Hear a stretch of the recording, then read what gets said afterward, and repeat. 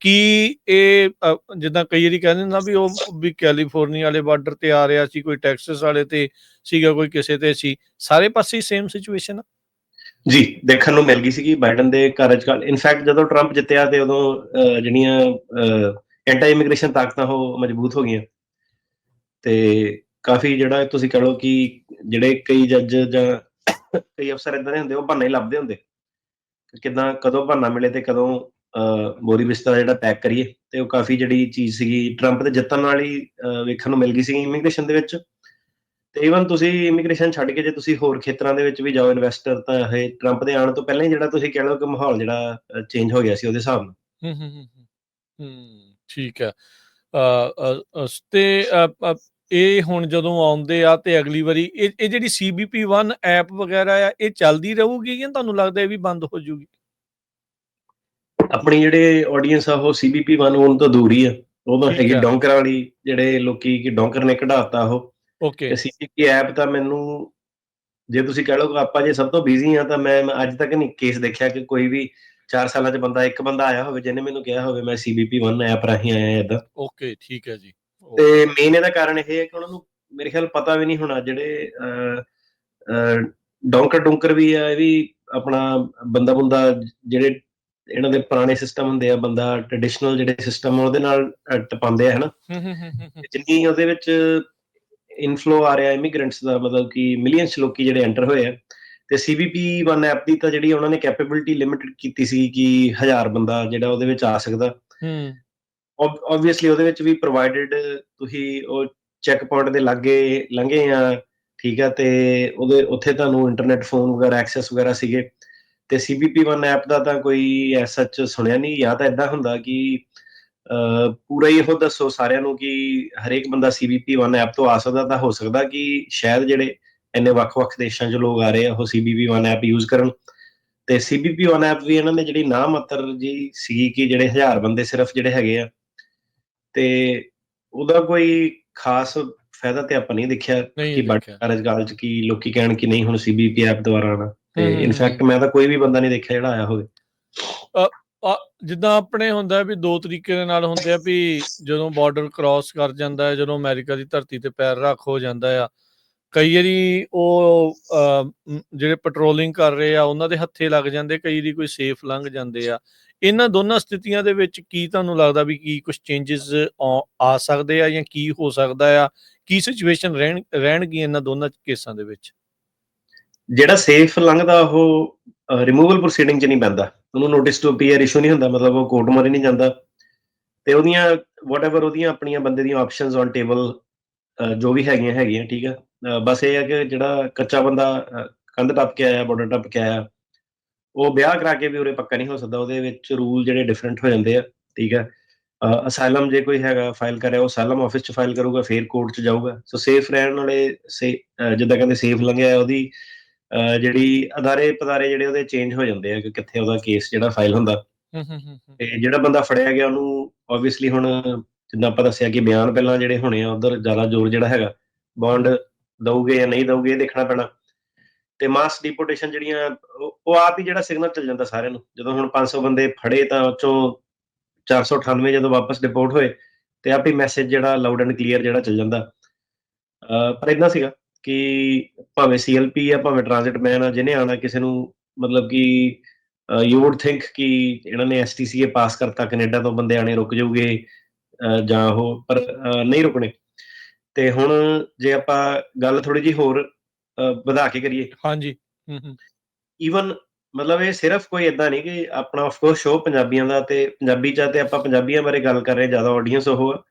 ਪਰ ਇਹ ਹਰੇਕ ਦੇਸ਼ ਦੇ ਵਿੱਚ ਇਸ ਵੇਲੇ ਜਿਹੜੇ ਹਰੇਕ ਇਮੀਗ੍ਰੈਂਟ, ਜਿਹੜੇ ਵੀ ਵੱਖ-ਵੱਖ ਮੂਲਾਂ ਦੇ ਲੋਕ ਜਿਹੜੇ ਹੈਗੇ ਆ, ਹਰੇਕ ਜਗ੍ਹਾ ਕੁਛ ਨਾ ਕੁਛ ਸੁਣਨ ਨੂੰ ਜਿਹੜਾ ਮਿਲ ਰਿਹਾ। ਈਵਨ ਆਸਟ੍ਰੇਲੀਆ ਦੀ ਆਪਾਂ ਐਗਜ਼ਾਮਪਲ ਲਈਏ, ਉੱਥੇ ਵੀ ਜਿਹੜਾ ਹੁਣ ਸੀਗਾ, ਉਹ ਕਹਿੰਦੇ ਲੋਕੀ ਇਕੱਠੇ ਹੋ ਕੇ ਚਲ ਗਏ। ਜਿੱਦਾਂ ਕੈਨੇਡਾ 'ਚ ਉਹ ਕਰ ਰਹੇ ਕਿ ਮੈਨੂੰ ਰਹਿਣ ਨੂੰ ਗ੍ਰੀਨ ਕਾਰਡ ਦਿਓ, ਵੀਜ਼ਾ ਦਿਓ, ਕਿ ਬੰਦੇ ਪ੍ਰੋਟੈਸਟ ਕਰ ਰਹੇ ਆ ਕਿ ਸਾਨੂੰ ਗ੍ਰੀਨ ਕਾਰਡ ਕਿਉਂ ਨਹੀਂ ਦਿੱਤੇ ਜਾਂਦੇ।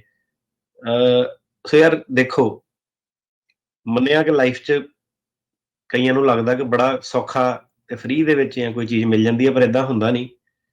ਜਿਹੜੇ ਵੀ ਇਮੀਗ੍ਰੈਂਟ ਆਏ ਆ, ਭਾਵੇਂ ਹੁਣ ਆਏ ਆ, ਭਾਵੇਂ 10 ਸਾਲ ਪਹਿਲਾਂ, 15 ਸਾਲ ਪਹਿਲਾਂ ਆਏ ਸੀ, ਸਾਰਿਆਂ ਨੇ ਜਦੋਜਹਿਦ ਆਪਣੀ ਜਿਹੜੀ ਕੀਤੀ ਆ, ਸਿਸਟਮ ਦੇ ਵਿੱਚੋਂ ਹੋ ਕੇ ਜਿਹੜੇ ਲੰਘੇ ਆ, ਤੇ ਕਈ ਸਾਲਾਂ ਬੱਧੀ ਜਿਹੜਾ ਪ੍ਰੋਸੈਸ ਜਿਹੜਾ ਹੁੰਦਾ, ਤੇ ਉਹ ਕਈ ਜਿਹੜੀਆਂ ਵੀਡੀਓ ਆ ਉਹ ਆਲਮੋਸਟ ਮਤਲਬ ਤਰਸ ਵੀ ਬੰਦੇ ਨੂੰ ਆਉਂਦਾ, ਪਰ ਬੰਦਾ ਕਹਿੰਦਾ ਯਾਰ ਤੁਹਾਨੂੰ ਮੇਰੀ ਸਮਝ ਵੀ ਨਹੀਂ ਉਹਦੀ ਹੈਗੀ ਕਿ ਜੇ ਪ੍ਰੋਟੈਸਟ ਕਰ ਰਹੇ ਕਿ ਮੈਨੂੰ ਗ੍ਰੀਨ ਕਾਰਡ ਦਿੱਤਾ ਜਾਵੇ, ਉਹ ਕਿਉਂ ਯਾਰ ਗ੍ਰੀਨ ਕਾਰਡ ਦਊਗੇ? ਉਹ ਤਾਂ ਇਦਾਂ ਕਿ ਥੋੜਾ ਹੋਰ ਜ਼ਿਆਦਾ ਇਰੀਟੇਟ ਹੋਊਗੇ ਕਿ ਵਾਪਸ ਜਾਣ ਵਾਲੀ ਜਿਹੜੀ ਉਹ ਥੱਲੇ ਫਿਰ ਕਮੈਂਟ ਦੇਖੋ, ਉਹ ਕਹਿੰਦੇ ਡਿਪੋਰਟ ਕਰੋ ਇਹਨਾਂ ਨੂੰ ਸਾਰਿਆਂ ਨੂੰ, ਹਨਾ।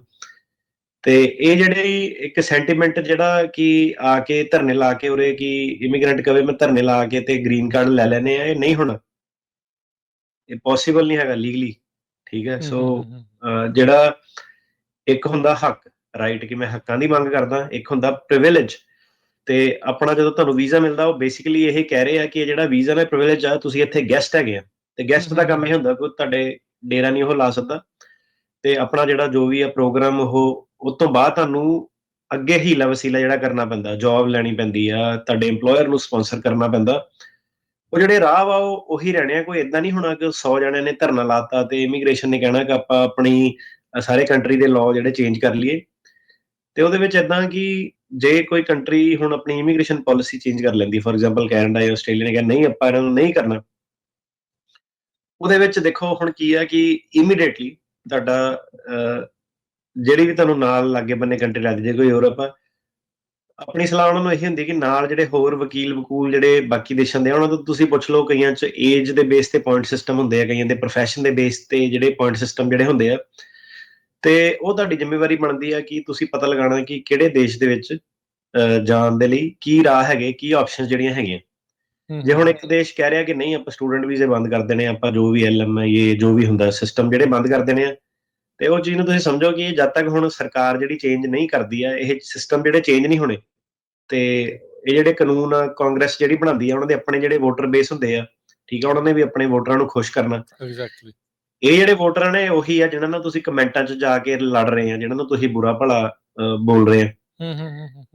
ਤੇ ਉਹ ਜਿਹੜਾ ਮਾਹੌਲ ਹੁਣ ਏਦਾਂ ਬਣਿਆ ਹੋਇਆ ਕਿ ਕਿਸੇ ਨੇ ਵੀਡੀਓ ਪਾਤੀ ਕਿ ਆ ਦੇਖੋ ਜੀ ਇੱਥੇ ਏਦਾਂ ਹੋ ਰਿਹਾ, ਉਹ ਕਮੈਂਟ ਥੱਲੇ ਦੇਖਣ ਵਾਲੇ ਹੁੰਦੇ ਆ ਕਿ ਜੇ ਕੋਈ ਕੈਨੇਡੀਅਨ ਅਮਰੀਕਨ ਕਹਿ ਵੀ ਰਹੇ ਨਾ ਕਿ ਨਹੀਂ ਯਾਰ ਤੁਸੀਂ ਗਲਤ ਕਰ ਰਹੇ ਹੋ, ਲੈਣੇ ਨਹੀਂ, ਤੁਸੀਂ ਨਿਕੰਮੇ ਆ, ਆਪਾਂ ਸਹੀ ਆ, ਤੇ ਉਹ ਜਿਹੜਾ ਸੈਂਟੀਮੈਂਟ ਜਿਹੜਾ ਚੱਲਿਆ, ਇਹ ਕਿਸੇ ਨੂੰ ਵੀ ਹੈਲਪ ਨਹੀਂ ਕਰਦਾ ਕਮਿਊਨਿਟੀ 'ਚ। ਸੋ ਅਲਟੀਮੇਟਲੀ ਕੀ ਹੁੰਦਾ ਕਿ ਹਰੇਕ ਬੰਦਾ ਆਪਣੇ ਕਲਚਰ ਨਾਲ, ਆਪਣੀ ਰੂਟਸ ਨਾਲ ਪ੍ਰਾਊਡ ਹੁੰਦਾ, ਪਰ ਪ੍ਰਾਊਡ ਇਸ ਕਰਕੇ ਹੁੰਦਾ ਕਿ ਉਹ ਬੰਦੇ ਦੀ ਆਪਣੀਆਂ ਖੁਦ ਦੀਆਂ ਅਚੀਵਮੈਂਟਸ ਕਿੰਨੀਆਂ ਹੈਗੀਆਂ।